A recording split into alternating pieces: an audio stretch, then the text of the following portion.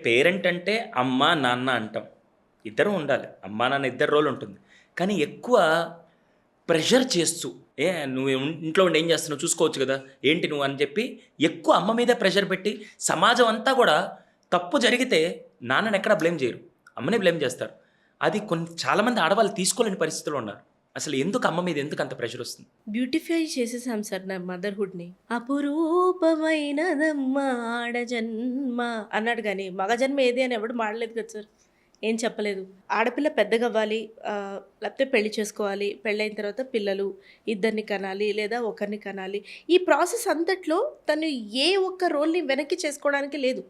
ఇష్టమైనా, కష్టమైనా ఏదైనా సరే ఇవన్నీ చేయాలి. పెళ్ళైన ఏ స్త్రీని కూడా నువ్వు తల్లి కావాలని అనుకుంటున్నావా లేదా అని అడగడం మీరెప్పుడైనా గమనించారా సార్? నాకు తెలిసి ఏమనుకోకండి ఈ విషయంలో. అసలు పెళ్ళప్పుడు గూడా అమ్మాయి నీకిష్టం ఉందా? లేదా? అనే రోజులు ఒకప్పుడు ఉండేవి. ఇప్పుడు గూడా ఊరికే అడుగుతున్నారు గానీ, చాలా వరకు పెద్దవాళ్ళకో లేకుంటే ఏదిష్టమో అలా చేసుకుంటూ ఎళ్తున్నారు. అమ్మాయిని మాత్రం ఫస్ట్ అసలు పెళ్ళే అడగరు. సెకండ్ మీరడిగిన క్వెషన్ అయితే అసలు అడగరు. So, marriage is equal to motherhood అనేది మనం డెఫినిషన్ ఇచ్చేసాం. Motherhood is equal to 100% childs responsibility అనే డెఫినేషన్‌ని కూడా ఇచ్చేసాం. రెస్పాన్సిబిలిటీ నేను కాదని చెప్పను. ఎందుకంటే ఒక తల్లి అర్థం చేసుకున్నట్టు బిడ్డని ఎవ్వరూ అర్థం చేసుకోలేరు.